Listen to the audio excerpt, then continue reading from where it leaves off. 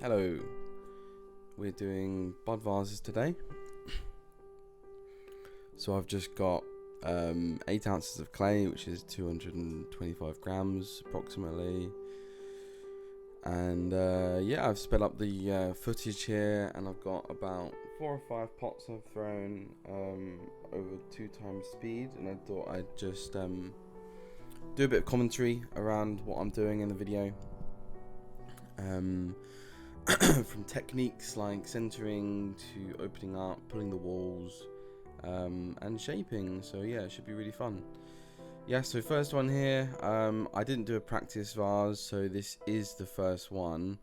I'm struggling here a bit to recall where my hand should be for centering such a small lump. And if you saw there, I did a left-handed pull there. It's quite a good technique for just getting the clay moving. At the moment I'm just throwing a cylinder, and we want to close up here, so we've got the water out the middle and we want to close it up, and now we can belly and start shaping. So these are quite quick to throw really. You just have to open up a cylinder, pull the walls a bit until you're satisfied with the thickness of the wall, and then yeah, get the water out, close up, put the belly in, shape it. And it went by putting by collaring in the top, you're able to really, 6 points of contact and squeeze it further in if you have to towards the end of the throw. What you don't want to happen is you're bellying and you have this awkward wide rim that's quite thin. It's never going to get collared in at all. So the belly, forming the belly, it's okay. You can change the shape later. All you really want to aim for is that curvature. You can see I kind of swept it up a bit at the top and created a bit of a shoulder there, which you want really for these necked vessels, bud vases.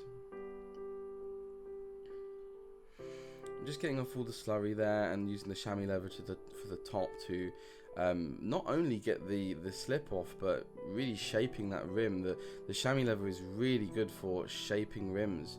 You can put it over the rim and then bend your fingers down and push downward, and you're able to shape this rim where otherwise you're left with just your fingers to do that, and it's a bit tricky to do that.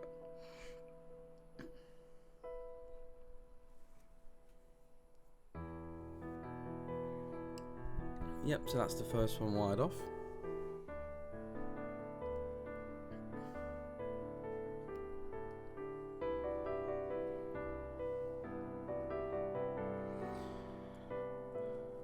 Really quick on just getting the centering. I don't really need to cone these, but I just felt like I had to on a couple because this is reclaim. So I just want to make sure. See, there's the left-handed pull, so we're squeezing from the left, squeezing up towards the center of the wheel head from the left there. So my thumb is on the inside of the pot and my left hand is on the outside bracing the pot. And now and then right-handed pulls, back to business as usual. We want to really get the water out now and collar in. We're quite wide at the top.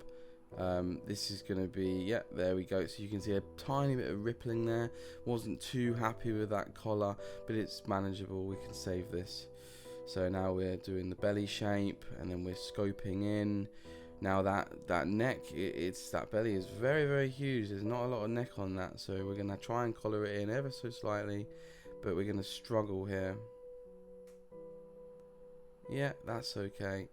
So we can do some final shaping. That's not perfect. It's quite a it's not like a bowl shape, a bowl-like curvature. It's more like a plate, quite angular.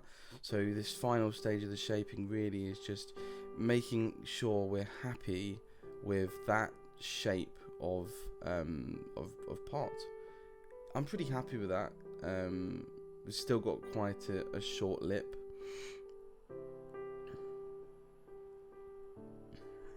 And again, I'm throwing these, see some final shaping there to be more like the bowl-like curvature that I was talking about. So I'm not throwing these to an exact shape every time. I'm doing them one at a time as I, you know, feel like each time, which adds some variation. So all of these have variation towards the end, which I really like. I don't like to just throw the exact same thing down to precise detail, you know. But these all turn out to be relatively the same height, and obviously they're the same weight. So that's the second one right off.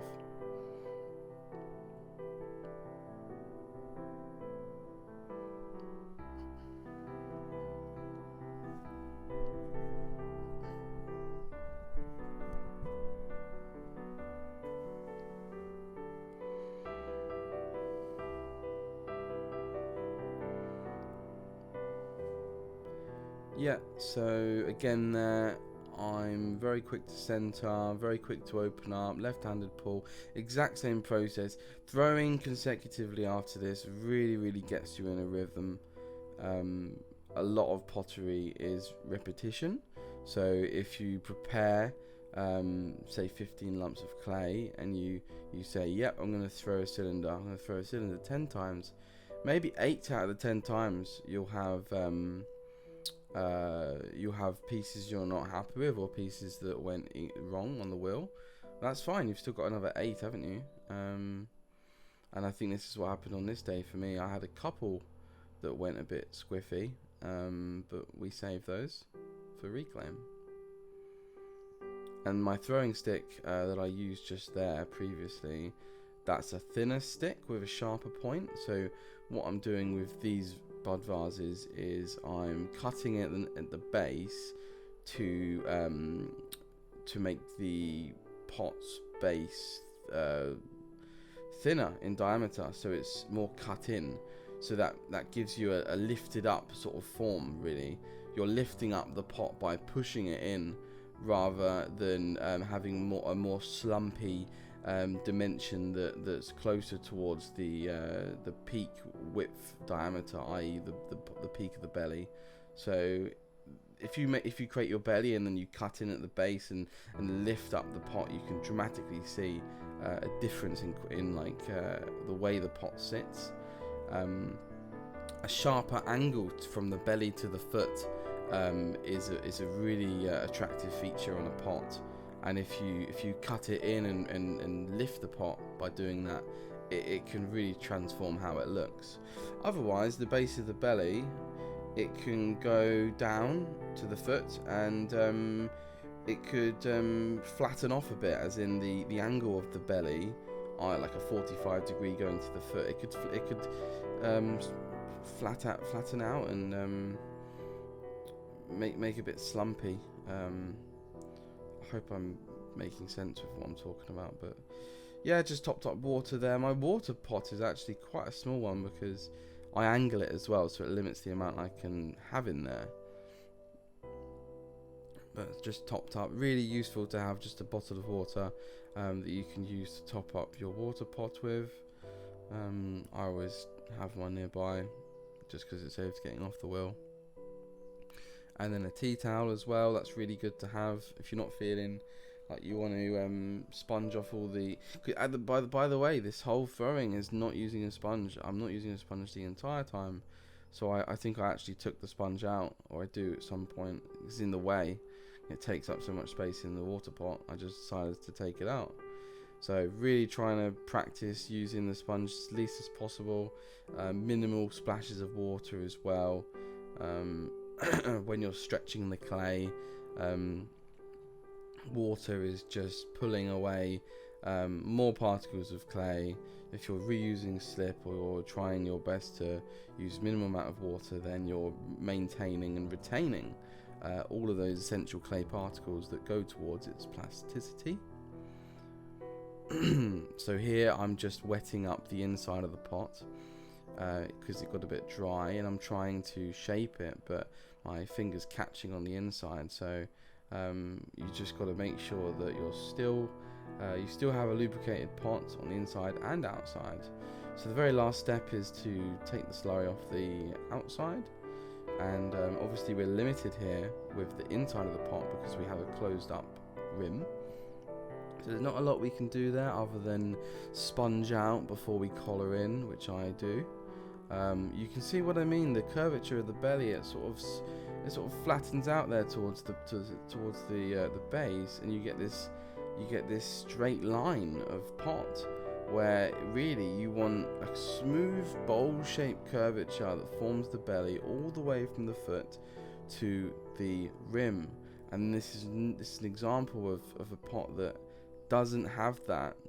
And yes, it still looks nice, but if you're going for an aesthetically pleasing pot, you want your belly to be shaped from the whole surface and face of the pot. So as soon as you see the foot, you're already coming out gradually to form this belly. But what you saw in that pot was a belly being formed from, 1/5 up the pot. It's not as good. I think I got off the wheel here to get some water, because I think I was running out.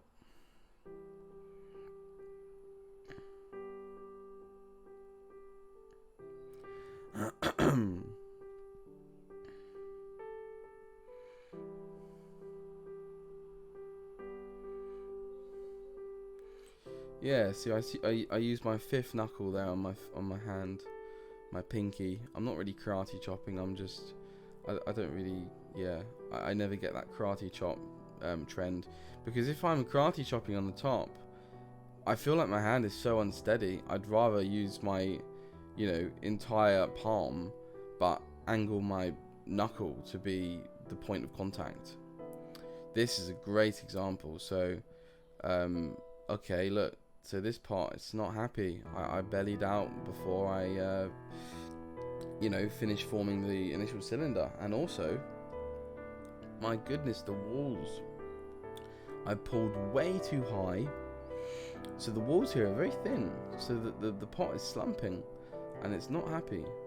So we're trying our best here. We can't make a bud vase, but we can make a like a milk bottle or something, like something that could be a soap dispenser. It could be a vase, a very small vase, but it's not as good as the other ones. But hey, the curvature's nice. So it's a very subtle top half of the belly, and we have a subtle bottom half. It's an even line. The equator of the pot, there's so much geometry to pottery that you can think about. Symmetry. And what you often find nice with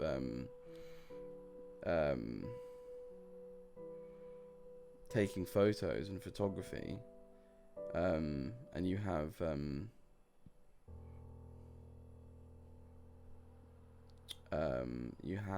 the I forgot the word. It's the framing of the photo. I forgot.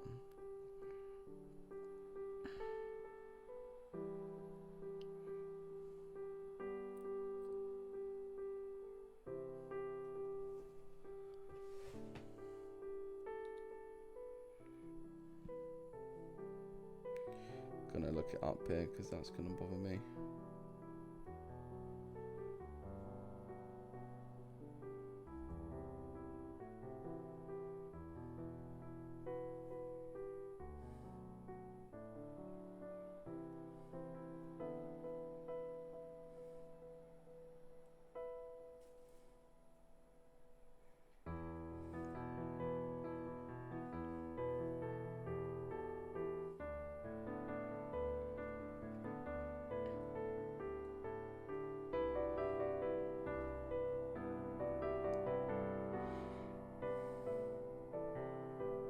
Composition, I think. Good composition. Yeah, so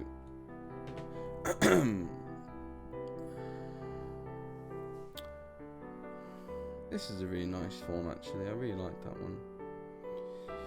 Being able to get a a small neck there is quite nice. You know, I've saved up the clay there, and after you have the belly, after you've got the slurry off, you can still apply some more water and try and pull up the walls a tiny bit more on that rim, because obviously, as we know, when we collar the pots in, the clay is going on top of each other, so you get a thicker clay wall.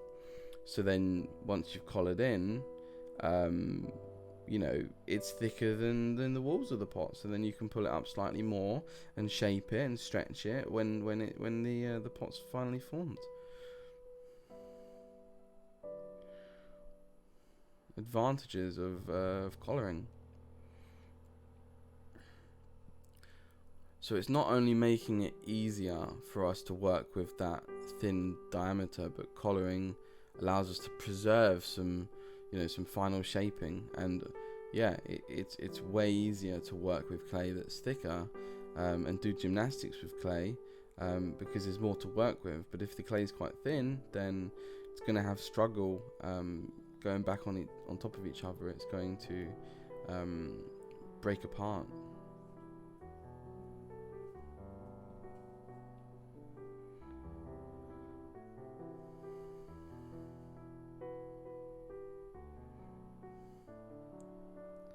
Yeah, so we sacrificed a bit there on the skirt. It's only a small amount there. Arguably could be trimmed later, but all of my pots are wet trimmed. So you throw on the wheel, you shape it as much as possible, and then you can use throwing sticks and various other, you know, tools to trim. Yeah, I'm trimming the skirt, I'm cutting in, I'm lifting the pot. You can needle tool the top, you can kidney the walls, yeah, using a profile rib there, a metal rib. I quite like the thicker rim on the top. It adds for you know, the chances to get some nice glaze on the top that you can see inside the pot. The rim's, you know, curved rather than quite flat, so you have more surface there to see any glaze on the side.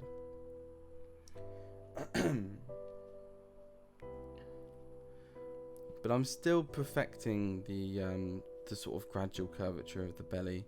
That's still something I'm working on, like, as in we're coming from the foot of the pot all the way to the top, forming that belly so it's even throughout the whole length of the pot, rather than you know, looks like a cylinder, fifth of the pot way up, okay, huge belly, drastic belly, and then, you know, small neck.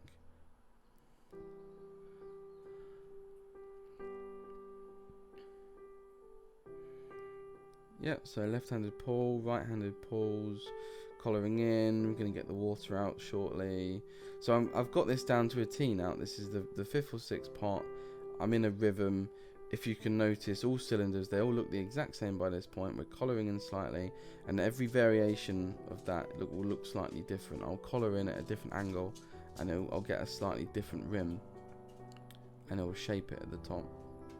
And you can see I'm shaping and I'm stopping at the top. I'm keeping that slightly thicker rim there. Sponging in again, probably I use slightly a bit too much water. Cutting in to lift up, I'm collaring in, and yeah, that rim looks so nice.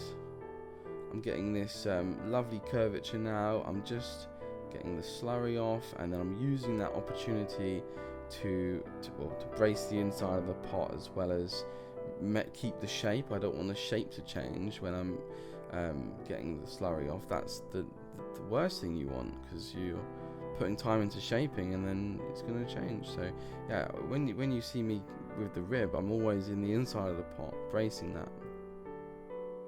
And this top is really nice. It's got some height to it, hasn't it? And yeah, that's it. Thanks for watching.